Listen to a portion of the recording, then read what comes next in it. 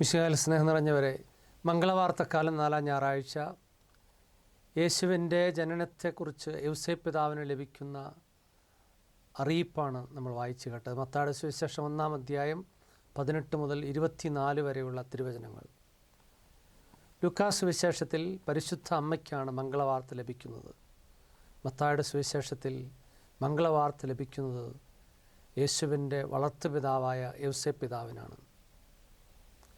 യേശു ആരായിരുന്നു എന്ന ചോദ്യത്തിൻ്റെ ഉത്തരമാണ് ഇന്നത്തെ സുവിശേഷത്തിൻ്റെ പ്രസക്ത ഭാഗം. വചനം ആരംഭിക്കുന്ന എങ്ങനെയാണ്? യേശു ക്രിസ്തുവിൻ്റെ ജനനം ഇപ്രകാരമായിരുന്നു. ലൂക്ക 1:18 നമ്മൾ വചനത്തിൽ വായിക്കുന്നു, അവർ സഹവസിക്കുന്നതിന് മുമ്പ് അവൾ പരിശുദ്ധാത്മാവിനാൽ ഗർഭിണിയായി കാണപ്പെട്ടു. ലൂക്ക 1:20 വചനം പറയുന്നു, അവൾ ഗർഭം ധരിച്ചിരിക്കുന്നത് പരിശുദ്ധാത്മാവിൽ നിന്നാണ്. ലൂക്കാസ് സുവിശേഷം 1:35 വചനത്തിൽ നമ്മൾ വായിക്കുന്നുണ്ട്, പരിശുദ്ധാത്മാവ് നിൻ്റെ മേൽ വരും, അത്യുന്നതൻ്റെ ശക്തി നിൻ്റെ മേൽ ആവസിക്കും. ജോസഫിൽ നിന്നല്ല, ദൈവം നേരിട്ട് ചരിത്രത്തിൽ വന്ന് വസിച്ചതാണ് യേശുവിൻ്റെ ജനനം.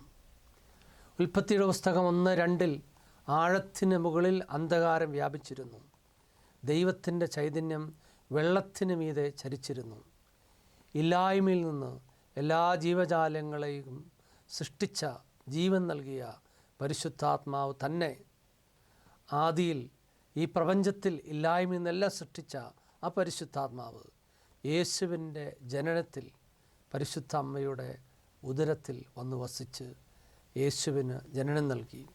ഈ പരിശുദ്ധാത്മാവ് തന്നെയാണ് ജ്ഞാനസ്നാനത്തിൽ നമുക്ക് വീണ്ടും ജനനം നൽകുന്നത്. അതുകൊണ്ട് ഈ ക്രിസ്മസിൻ്റെ ഏറ്റവും അടുത്ത ദിവസങ്ങളിൽ പരിശുദ്ധാത്മാവിൽ വീണ്ടും ജനനത്തിൻ്റെ കൃപ ലഭിക്കാൻ വേണ്ടി പ്രത്യേകം നമുക്ക് പ്രാർത്ഥിക്കാം. ഇന്നത്തെ സുവിശേഷത്തിൽ യേശു എന്ന പേര് നൽകുവാൻ ദൈവദൂതൻ യൗസേപ്പ് പിതാവിനോട് ആവശ്യപ്പെടുന്നു. യേശു എന്ന നാമം പേര് വരുന്നത് പിതാവായ ദൈവത്തിൽ നിന്നാണ്. യഹൂദ പാരമ്പര്യമനുസരിച്ച് ഒരു കുഞ്ഞിൻ്റെ അപ്പനാണ് പേര് നൽകേണ്ടത്.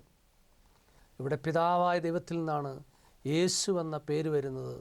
വളർത്തു പിതാവായ ജോസഫിനോടാണ് കുഞ്ഞിന് പേര് നൽകാൻ ആവശ്യപ്പെടുന്നത്.